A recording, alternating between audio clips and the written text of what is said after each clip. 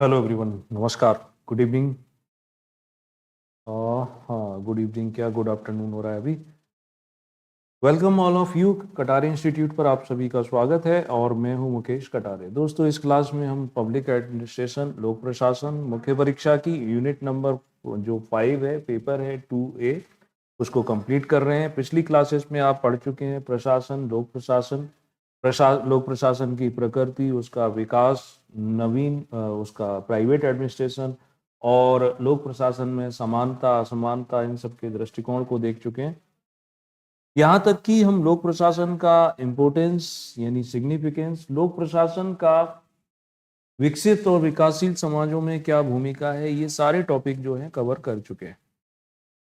तो इतना सब हो गया है। अब ये कहाँ मिलेगा? आपने यदि इस लाइव क्लास को छोड़ दिया है, मिस कर दिया है, तो टेंशन लेने की जरूरत नहीं है। रात को रिकॉर्डेड लेक्चर जो है वो पूरे के पूरे अवेलेबल है। प्लेलिस्ट में जाइए, इसी चैनल पर पेपर 2A के नाम से बनी हुई है, वहां पर आपको सारे के सारे लेक्चर मिल जाएंगे। तो आप अपनी सुविधा अनुसार भी उसे देख सकते हो। आज हम पढ़ेंगे नवीन लोक प्रशासन, न्यू पब्लिक एडमिनिस्ट्रेशन को। नवीन लोक प्रशासन, इसकी आवश्यक ये क्या है, इसकी जरूरत क्या पड़ी, कैसे इसका विकास हुआ और इसके कौन कौन से कंपोनेंट हैं, वो सारे टॉपिक जो हैं हम इसमें देखने वाले हैं। ठीक है, क्वेश्चन आ सकता है। इस क्वेश्चन के पूछे जाने की संभावना 3, 5 और 11 यानी कि MPPSC के तीनों फॉर्मेट में है और सबसे ज्यादा संभावना इसकी 11 नंबर में पूछे जाने की है, जिसका आंसर आपको 200 शब्दों में देना होता है। 3 नंबर में नवीन लोक प्रशासन क्या है, इतना पूछा जा सकता है और 11 नंबर में नवीन लोक प्रशासन के प्रमुख जो तत्व हैं उनकी व्याख्या कीजिए। इसकी आवश्यक यानी इसकी जरूरत क्या पड़ी, इसके विकास के पीछे क्या कारण थे, वो बताइए। ऐसे प्रश्न आ सकते हैं। यानी नवीन लोक प्रशासन की अवधारणा और उसके विकास को समझाइए। एक मॉडल क्वेश्चन मान लेते हैं। क्वेश्चन आ सकता है कि न्यू पब्लिक एडमिनिस्ट्रेशन की अवधारणा, अवधारणा को हम कंसेप्ट कहते हैं ना, एवं इसके विकास, डेवलपमेंट को समझाइए। ऐसा क्वेश्चन आ सकता है। या इस तरीके से भी पूछ सकते हैं कि स्पष्ट कीजिए नवीन लोक प्रशासन में नवीनता कम और पुनर्व्याख्या ज्यादा। यानी इस ढंग से पूछे जाने की संभावना बहुत ज्यादा है। क्या? स्पष्ट कीजिए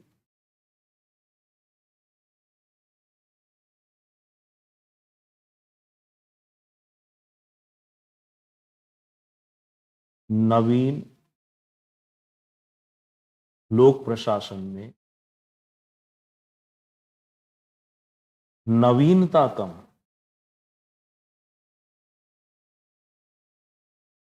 और पुनर्व्याख्या अधिक है।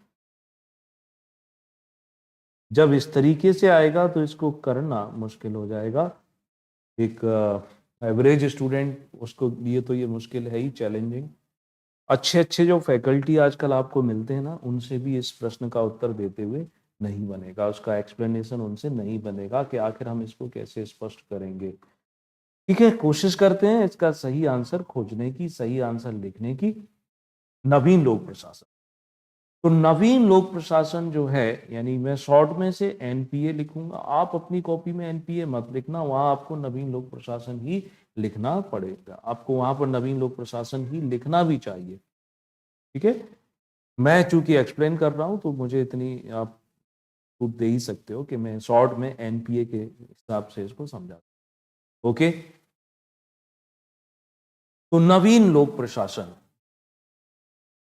1960 और 1970 के दशक की कहानी है, उसी से इसका पूरा संबंध है। ठीक है, 1960 और 70 के दशक की हम बात करते हैं। NPA 1960 एवं या वह 1970 के। अच्छा, ये टाइम है, ये किसके लिए टाइम है? ये सब इस विषय, इस टॉपिक के लिए है। लेकिन वास्तव में लोक प्रशासन जो था, विकास अमेरिका से हुआ था और अमेरिका से ही इसका संबंध भी है नवीन लोक प्रशासन का। तो अमेरिका में जो वहां के लोगों ने समस्याओं का सामना किया इन 10 सालों में, 1962 1970, ये उसी की वेदना का, उसी पीड़ा का परिणाम है। 1960 एवं 1970 के दशक में अमेरिकी समाज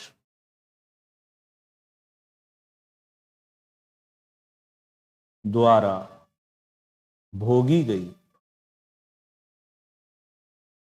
वेदना का, वेदना पीड़ा, उत्पीड़न, उत्पीड़न, एक्सप्लॉयटेशन, वेदना का परिणाम है। ये हो गई हमारी भूमिका। आप इसको इंट्रोडक्शन के रूप में यूज कर सकते हैं। और ये किसने कहा है? वास्तव में ये इंट्रोडक्शन जो है मैं अपनी तरफ से नहीं दे रहा हूं, ये ड्वाइट वाल्डो के द्वारा ये कहा गया है। Dwight Waldo. ओके, ठीक है।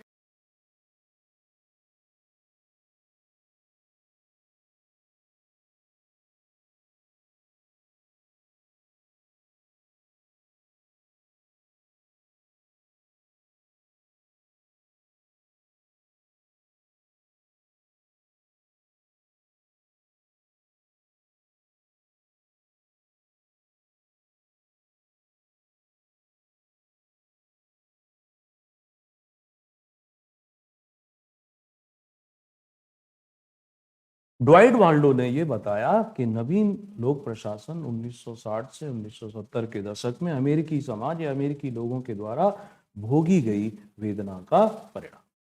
ठीक, अब इसको समझते हैं। तो ये लिखने से इस उस व्यक्ति को तो समझ में नहीं आएगा ना जो पहली पहली बार लोक प्रशासन पढ़ रहा है।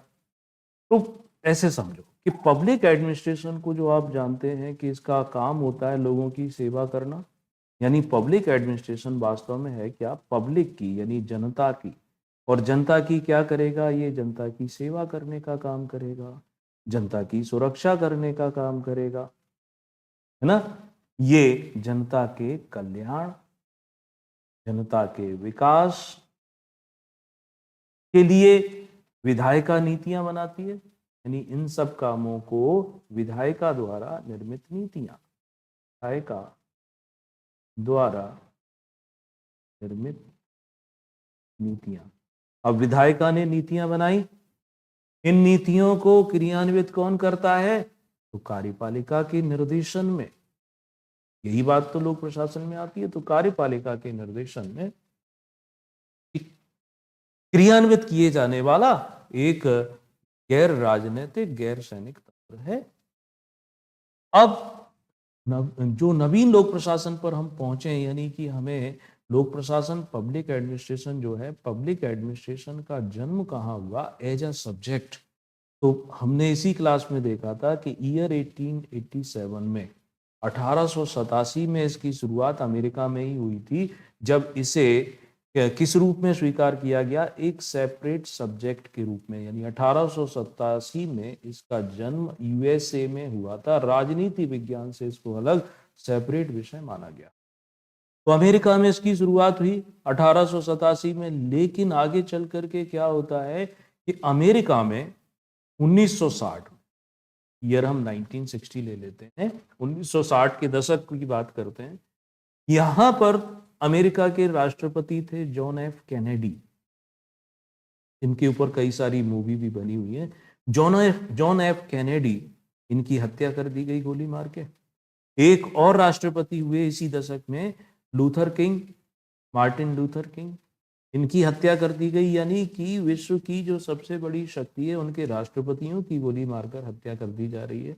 अमेरिका में उस समय क्या हो रहा है? अमेरिका में हिंसक आंदोलन फैल रहे हैं। हिंसक आंदोलन बड़ी चरम सीमा पर है। और ये जो आंदोलन है ये किसके द्वारा चलाए जा रहे हैं? तो अमेरिका में युवाओं के द्वारा चलाए जा रहे हैं। जो यूथ है उनमें बहुत ज्यादा असंतोष व्याप्त है। ठीक, दूसरी तरफ अमेरिका इसी दशक में, 1960 के दशक में, वियतनाम के साथ युद्ध में उलझा हुआ है। स्थितियां और ज्यादा कष्टदायी होने लगी है अमेरिकी लोगों के लिए। वियतनाम युद्ध में उसे विजय तो हासिल होती नहीं है। दूसरी तरफ इन सब कारणों से वहां पर सामाजिक अशांति चल रही है। सोशल एक प्रकार से जो हार्मोनी है वो भंग हो चुकी है। तो ये सब बातें अमेरिका में आती हैं और ये सब बातें अपने चरम पर होती हैं, यानी पीक पर होती हैं। लोक प्रशासन क्या कहता है? लोक प्रशासन, पब्लिक एडमिनिस्ट्रेशन, जिसका जन्म अमेरिका में हुआ, वो क्या बात करता है? वो बात करता है तटस्थता की। वो ये सिखाता है कि न्यूट्रलिटी का पालन करना है, हमें किसी मामले में हस्तक्षेप नहीं करना है। दूसरी तरफ ये बात करता है किसकी? जड़ता की, यानी बदलाव की बात नहीं करता है, ये स्थिरता की बात करता है। यानी ऐसे जो वैल्यूज हैं इसके, तो इन वैल्यूज की वजह से इन समस्याओं का कोई सॉल्यूशन, कोई समाधान दिखाई नहीं देता है। यानी रिजल्ट ये निकला कि इन मूल्यों के कारण, ड्यू टू दीज वैल्यूज, समस्याएं समाप्त नहीं होती हैं। जब समस्याएं समाप्त नहीं होती हैं तब क्या किया जाएगा? स्वाभाविक है, आप इसको चेंज करिए। यानी आपका ये जो पब्लिक एडमिनिस्ट्रेशन है वो इन प्रॉब्लम को सॉल्व नहीं कर रहा है, तो कुछ बदलाव लेकर आइए। तो बदलाव किस रूप में सामने आया? न्यू पब्लिक एडमिनिस्ट्रेशन के रूप में। यानी कि लोक प्रशासन से काम नहीं चलेगा, लोक प्रशासन के लिए कुछ चेंज करके नया जो आया उसे नवीन लोक प्रशासन। ओके, तो नवीन लोक प्रशासन में कुछ नए मूल्य, कुछ नए वैल्यू जो हैं वो आती है। क्लियर है? तो ये जो नवीन लोक प्रशासन में जो नए मूल्य, नई वैल्यूज आती हैं, वो क्या बात करते हैं? नवीन लोक प्रशासन फोकस करता है, यानी कि जो यहाँ तटस्थता की बात थी, जड़ता की बात थी, मितव्ययता की बात थी कि कम से कम चीजें हम पैसा खर्च करेंगे, ज्यादा से ज्यादा आउटपुट लेंगे, उन पर जोर न दे करके ये सेंसिटिव है, यानी लोगों के प्रति संवेदनशील है, उनकी समस्याओं के प्रति, और नैतिकता की भी बात करता है, मोरालिटी की भी बात करता है। ठीक है, आगे इनके मूल्यों को हम समझेंगे। तो अब यहां पर आप एक बैकग्राउंड समझ गए कि नवीन लोक प्रशासन जो है आखिर इसका जन्म कौन सी परिस्थितियों में हुआ। वो परिस्थितियां इस तरीके से जिम्मेदार रही होंगी, और पुराना लोक प्रशासन जो है या परंपरागत लोक प्रशासन है उससे ये कितना अलग है, कहां तक अलग है, वो बातें भी हम समझ पाए होंगे। ओके, चलिए आगे बढ़ते हैं। अब आप क्या करेंगे? यहां से प्रश्न का उत्तर बनना शुरू हो जाएगा। यानी अब आप यहाँ पर एक हेडिंग भी डाल सकते हैं कि जो प्रश्न पूछा जा रहा है कि इसका उद्भव, ओरिजिन कैसे हुआ, तो इसका उद्भव और फिर इसका विकास कैसे हुआ नवीन लोक प्रशासन। तो विकास और उद्भव संबंधी बातें हम करेंगे। तो उद्भव यानी उसके ओरिजिन कोई एक घटना से नहीं हुआ, इसमें एक से ज्यादा घटनाएं जो हैं वो जिम्मेदार हैं, वो रेस्पॉन्सिबल हैं।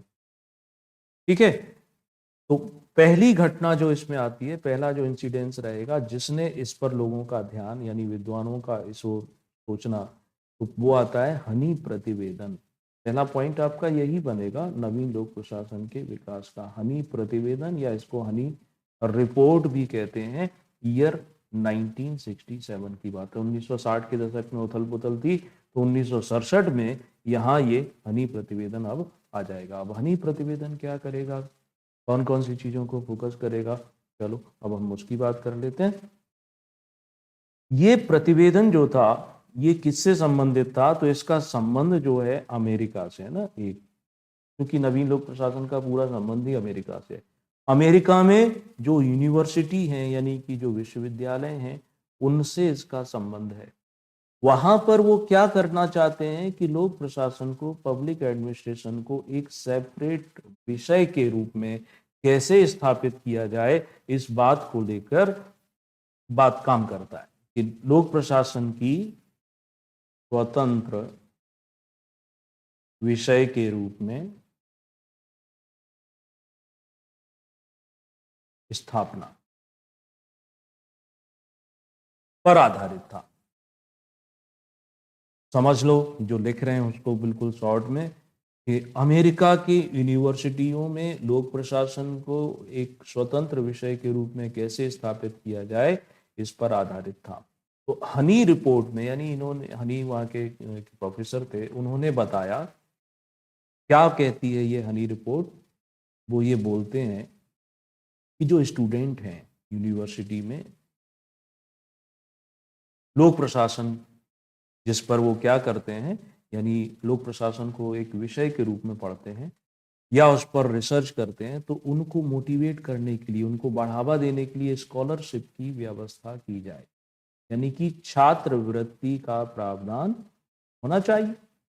छात्रवृत्ति का प्रावधान है कि पढ़ते हुए स्कॉलरशिप मिलेगी, तो स्वाभाविक है व्यक्ति को जब पैसे मिलते हैं कि ये सब्जेक्ट पढ़ने से एक तो हमारा ज्ञान भी बढ़ेगा, दूसरा हमें पैसा भी मिलेगा, तो ज़्यादा लोग इंटरेस्टेड होंगे। प्लस ये भी कहा गया कि इनको क्या करें, प्रायोरिटी भी दी जाए, यानी इन छात्रों को वरीयता भी दी जाए। किसमें प्रायोरिटी दी जाए? तो वरीयता दी जाएगी इन्हें सरकारी सेवाओं में, यानी जब भी कोई जॉब निकलता है, चाहे सरकारी हो या प्राइवेट हो, कोई भी जॉब निकलते हैं, कोई भी सर्विस निकलती है, तो वहां पर प्रायोरिटी दी जाए पब्लिक एडमिनिस्ट्रेशन के स्टूडेंट को। तो इनमें सेवाओं में वरीयता भी दिया जाए और उनके जॉब को संरक्षित भी किया जाए, यानी प्रोटेक्ट भी किया जाए। ठीक है, तो एक बात इन्होंने ये की, क्योंकि इसका जो थीम है हनी प्रतिवेदन का, वो अमेरिकी यूनिवर्सिटी में इसको एक विषय के रूप में आप स्टेब्लिश करना चाहते हैं, उसी से संबंधित है, तो इन्होंने एक बात तो ये कर दी। ठीक, ओके, हमें समझ में आ गई इतनी बात। दूसरी तरफ वो क्या कहते हैं हनी प्रतिवेदन में कि लोक प्रशासन को विधायिका, कार्यपालिका और न्यायपालिका तक फैलाया जाए, यानी सिर्फ यूनिवर्सिटी में एज अ सब्जेक्ट ना रहे, बल्कि ये क्या होगा, लोक प्रशासन जो है इसको विधायिका में भी लिया जाए, वहां पर भी प्राथमिकता दी जाए, कार्यपालिका जो है वहां पर भी इसको प्रेफरेंस दिया जाए, और न्यायपालिका तक भी इसको ले जाया जाए, वहां पर भी इसकी पूछ परख होना चाहिए, तक विस्तृत किया जाए। दूसरी बात अपनी रिपोर्ट में ये सम्मिलित की, लेकिन इस रिपोर्ट की जो खामी थी हनी प्रतिवेदन की, वो खामी क्या थी कि अमेरिका में चल क्या रहा है, अमेरिका में हिंसक आंदोलन हो रहे हैं, अमेरिका के राष्ट्रपतियों की गोली मारकर हत्या की जा रही है, युवाओं के द्वारा आंदोलन हो रहे हैं, वियतनाम युद्ध की वजह से अमेरिकी समाज को बड़ी कठिनाइयों का सामना करना पड़ रहा है, सामाजिक रूप से वहां पर अशांति फैली हुई है। तो इन प्रॉब्लम के बारे में, इन चिंताओं के बारे में हनी रिपोर्ट में कोई भी बात नहीं की गई, यानी हनी रिपोर्ट में इन समस्याओं पर कोई भी सुझाव नहीं दिया गया, यानी तात्कालिक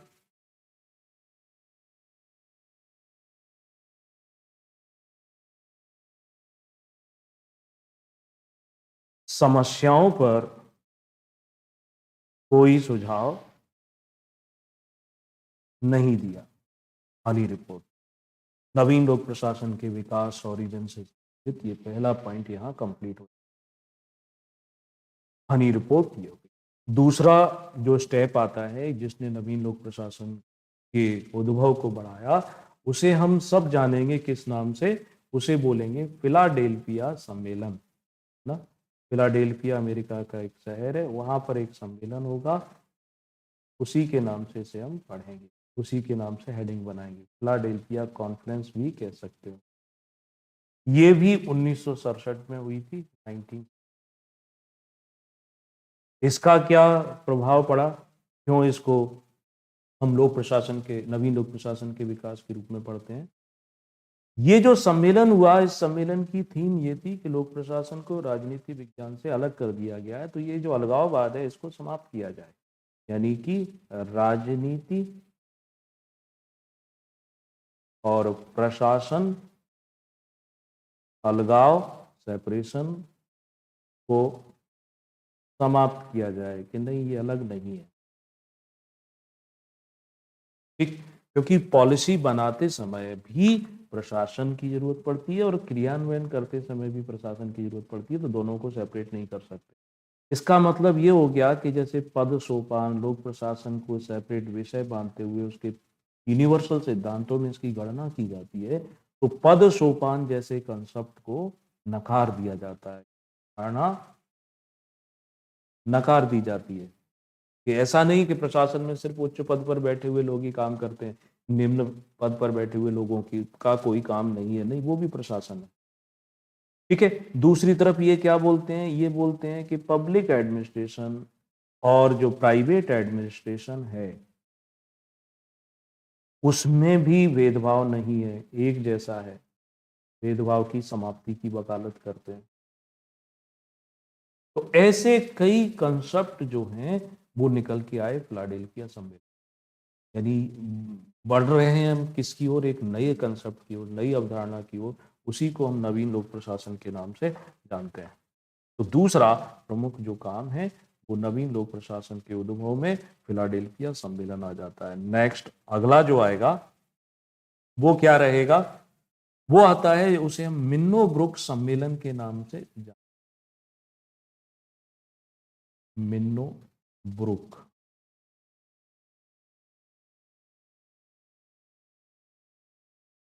सम्मेलन।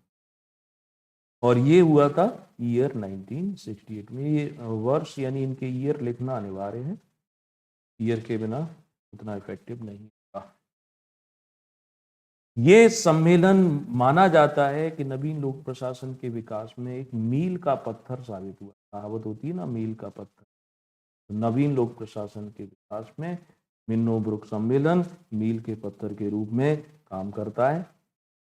और वास्तव में इसी सम्मेलन से नवीन लोक प्रशासन का जन्म होता है, न्यू पब्लिक एडमिनिस्ट्रेशन का जन्म यहीं से हुआ।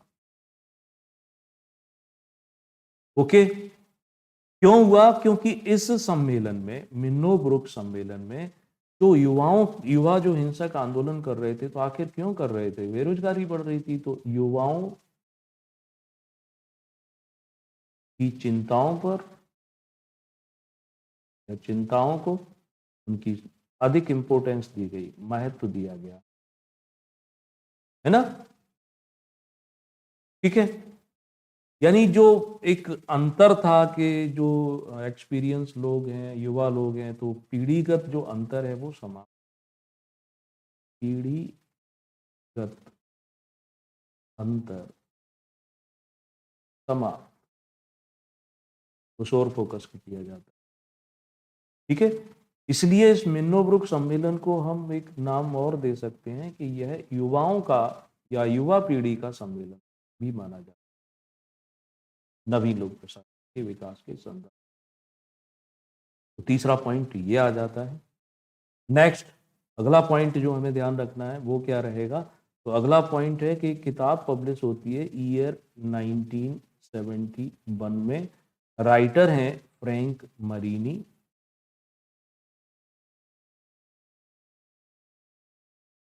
और इस किताब का संबंध मिन्नो ब्रुक सम्मेलन से ही है। तो किताब जो है वो क्या लिखते हैं? टुवर्ड्स एनपीए,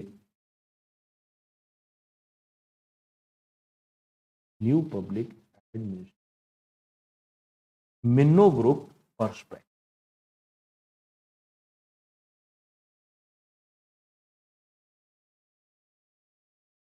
पर्सपेक्टिव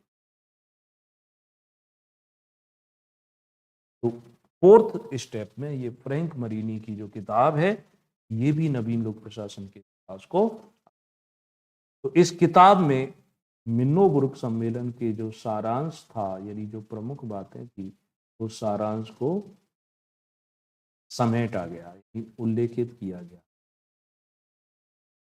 ठीक है, और इस किताब को जब पब्लिश किया गया तो इसका अत्यधिक प्रचार प्रसार हुआ।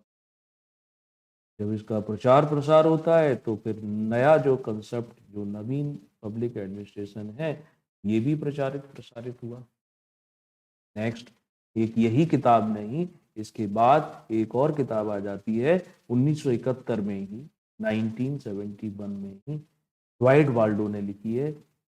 Dwight Waldo.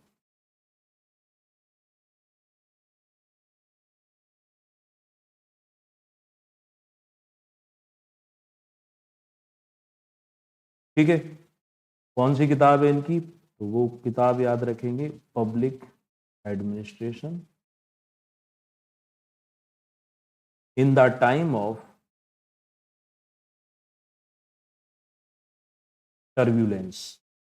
टर्ब्यूलेंस का मतलब एक प्रकार से अव्यवस्था कह लो, झटके कह लो। एयर फ्लाइट में आप फ्लाई करते हैं तब टर्ब्यूलेंस होता है। यानी लोक प्रशासन में एक उथल पुथल का काल कह सकते हो ना, उससे भी इसको जोड़ सकते। ठीक है, तो public administration in the time of turbulence, Dwight Waldo 1971 में किताब लिखते हैं, और इस किताब से भी एनपीए को, नवीन पब्लिक एडमिनिस्ट्रेशन को नई ऊंचाइयां मिली या इसको पहचान मिली। ये वाला पॉइंट भी इसमें आ जाएगा। तो ये जितने पॉइंट अभी बताए, लगभग 5 पॉइंट हुए होंगे, इन 5 पॉइंट को आप नवीन लोक प्रशासन अनुभव के रूप में। पहला, प्रतिवेदन, हनी प्रतिवेदन, हनी रिपोर्ट मेजर, यानी इसका जो रिलेवेंस था वो अमेरिकी यूनिवर्सिटी में लोक प्रशासन को विषय के रूप में स्थापित करने से था। उन्होंने कहा कि स्टूडेंट जो लोक प्रशासन को एज विषय पढ़ते हैं उन्हें स्कॉलरशिप दी जाए, उन्हें प्रायोरिटी दी जाए, उन्हें प्रोटेक्ट दिया जाए सर्विसेज में।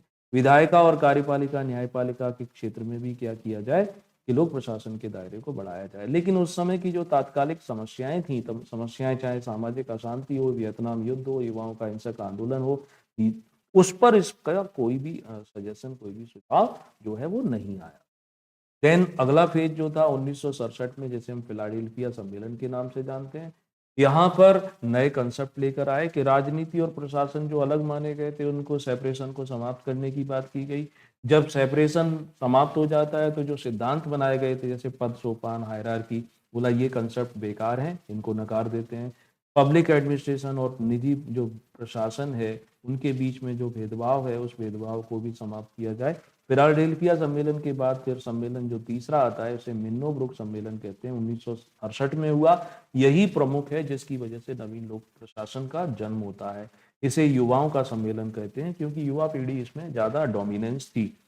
ये मील का पत्थर साबित होता है। एनपीए का जन्म हुआ, युवाओं की जो चिंताएं थी, उनकी परेशानियां थी, उनको ज्यादा वेटेज मिला, पीढ़ीगत अंतर समाप्त हो जाता है। जब ये सम्मेलन हुआ, समाप्त हुआ, उसके बाद 1971 में फ्रैंक मरीरी ने एक किताब लिखी जो कि इसी मिन्नोब्रुक सम्मेलन पर आधारित थी। नाम है उसका towards new public administration, मिन्नोब्रुक perspective. इसमें पूरे मिन्नोब्रुक में जो बातें थी उनको, तो इसका काफी प्रचार प्रसार हुआ और इस नवीन पब्लिक एडमिनिस्ट्रेशन के कंसेप्ट को बढ़ावा मिला। 1971 में ड्वाइट वाल्डो ने एक और किताब लिखी, public administration in the time of turbulence. इससे भी नवीन लोक प्रशासन का उद्भव होता है। तो ये हुआ नवीन लोक प्रशासन का उद्भव और नवीन लोक प्रशासन का। यहां तक कोई डाउट है तो यू में आस्क नाउ। अब यदि आपसे पूछा जाता है कि नवीन लोक प्रशासन जो है उसकी विशेषताएं बताइए, ये भी एक पॉइंट होता है। विशेषताएं या इसके फीचर को समझाइए, वो फीचर करते हैं देन फिर आगे बढ़ेंगे। तो विशेषताएं, पहली विशेषता जो है इसकी है कि ये राजनीति और प्रशासन जो दोनों अलग अलग हैं, तो इस अलगाव को ये समाप्त कर,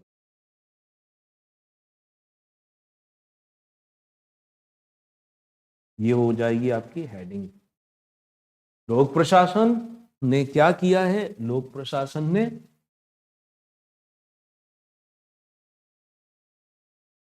राजनीति विज्ञान से प्रशासन को सेपरेट किया था, लेकिन इस नवीन लोक प्रशासन ने इसको एक मान लिया है ना। प्रोफेसर एपेल भी कहते हैं कि दोनों के अलगाव से, दोनों के सेपरेशन से लोक प्रशासन की विश्वसनीयता में कमी आई है, क्योंकि अलग हो गए तो स्वाभाविक है डिवीजन के बाद तो कमजोरी होता है ना, कुछ भी हो तो ये कमजोर हो जाता है। नेक्स्ट, दूसरी विशेषता जो आती है कि नवीन लोक प्रशासन यहां मनुष्य को मशीन मान करके काम नहीं करता है ना। ये इसमें थोड़ा सा इनपुट हमें मिलेगा, ये मानवीय दृष्टिकोण की वकालत करता है।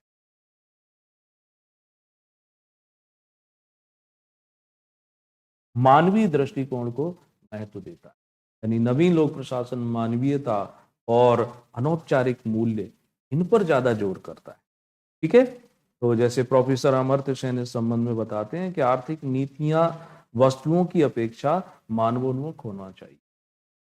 व्यक्ति के पास खूब सारा पैसा है, लेकिन यदि उसको पीस नहीं है, आउटर जो सुख सुविधाएं तो बहुत सारी जुट जाती हैं, लेकिन इनर जो पीस है वो अवेलेबल नहीं है, तो इसलिए वो इस पर भी फोकस करते हैं नवीन लोक प्रशासन वाले।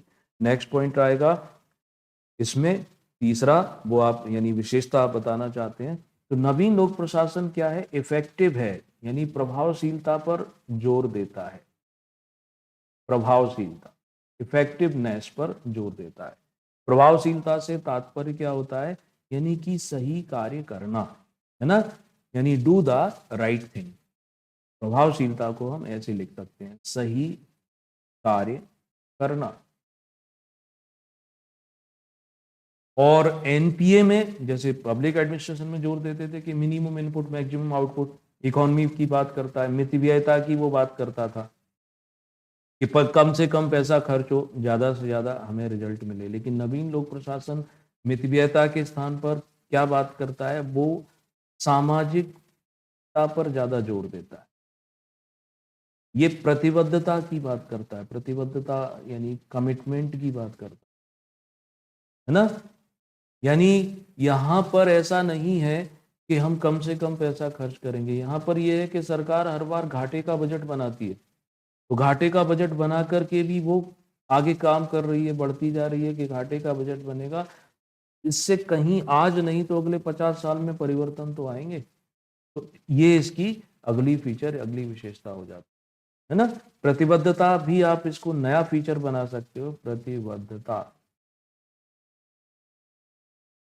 तो प्रतिबद्धता नवीन लोक प्रशासन की स्पष्ट मान्यता है कि प्रशासक और राजनीतिक पार्टियों के प्रति भले ही तटस्थ रहें। जैसे आज भारत में चुनाव होते हैं, तो चुनाव का प्रचार करने की अनुमति नहीं होती है प्रशासनिक अधिकारियों को, लेकिन वो वोट तो देते हैं और वोट देने के लिए निष्पक्ष है ना।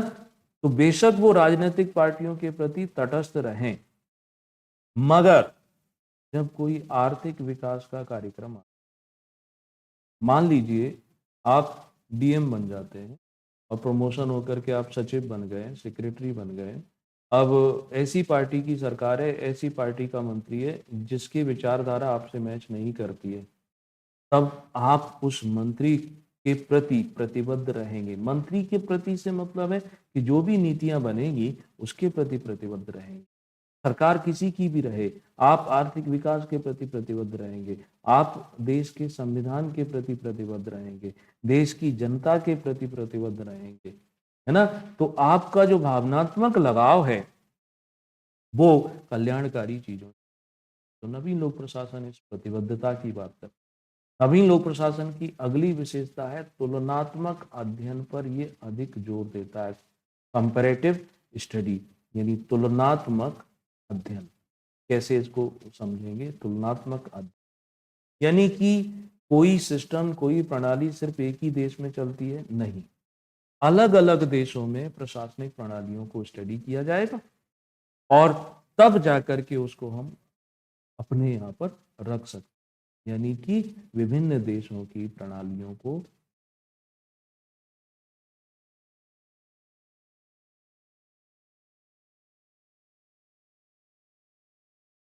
अध्ययन करेगा, तब उसके क्षेत्र को देखेगा, की व्यापकता को जांचेगा, तभी तो जाकर के वो ठीक से काम कर पाएगा। नवीन लोक प्रशासन अगला फीचर आता है कि ये ऐसी सरकार की कल्पना करता है जो सरकार कैसी होगी? उद्यमकर्ता। उद्यमकर्ता से मतलब है एंटरप्रेन्योरशिप, एंटरप्रेन्योरशिप, उद्यमी सरकार, यानी इनोवेशन। तो इनोवेशन की बात करते हैं, यानी कि यहां सरकार केंद्रीयकरण पर जोर नहीं देगी कि सेंट्रलाइजेशन मत करो, ये इसका डिसेंट्रलाइजेशन करेगी, विकेंद्रीकरण करेगी, सत्ता को बांट देगी अलग अलग लोगों के बीच में। ये नौकरशाही को सशक्त बनाने की बात नहीं करेगी, ये किसकी बात करेगी? ये वे नौकरशाही की बात करेगी कि नौकरशाही के आकार को कम करो, उन पर निर्भरता कम करो, जनता को सशक्त बनाओ। यानी लोक प्रशासन का क्षेत्र जो संकुचित है उसको ये बड़ा करने की बात करता है ना। ये सब बातें जो आती हैं वो आती हैं नवीन लोक प्रशासन फीचर में, विशेषता में। तो यहाँ पर 2, 3, 4, 5, 7 पॉइंट हो जाते हैं विशेषता के अंतर्गत आप लिख सकते, ठीक है, याद रहेगा। आगे बढ़ने से पहले मैं आपको एक बार रिमाइंड करा दूं, रिकॉल करा दूं, आप हमारी वेबसाइट पर विजिट करें जिस पर आपको महत्वपूर्ण जानकारी जो है वो मिल जाती है। एग्ज़ाम को लेकर के, पुराने पेपर से लेकर के उनके सॉल्यूशन, डेली करंट अफेयर, वो सब कुछ अवेलेबल है। katarinstitute.com पर जाएं, वहाँ पर आपको सारी चीज़ें। वीडियो को लाइक शेयर जरूर करते रहें, चैनल भी सब्सक्राइब करें, थोड़ा हमें मोटिवेशन मिलता है। अगला जो पॉइंट रहेगा वो पॉइंट क्या रहेगा, यानी कि यहाँ पूछा जाएगा आपसे क्वेश्चन में कि नवीन लोक प्रशासन जो है, न्यू पब्लिक एडमिनिस्ट्रेशन, इसके उद्देश्य बताओ, इसके गोल बताओ, इसके लक्ष्य बताइए, उद्देश्य क्या है। ये आपके लिए होमवर्क भी हो जाता है। आप यदि इसके उद्देश्य बता सकते हैं तो ज़रूर आप अपने आंसर को हमें भेज सकते हैं। आप व्हाट्सएप के द्वारा, आप टेलीग्राम के द्वारा इसे भेज सकते हैं। उसके जो लिंक हैं व्हाट्सएप, टेलीग्राम, फेसबुक, इंस्टाग्राम, वो सब इस वीडियो के डिस्क्रिप्शन। आज के लिए इतना। नेक्स्ट अगले वीडियो में हम मिलेंगे कल, तब तक के लिए thank you and take care.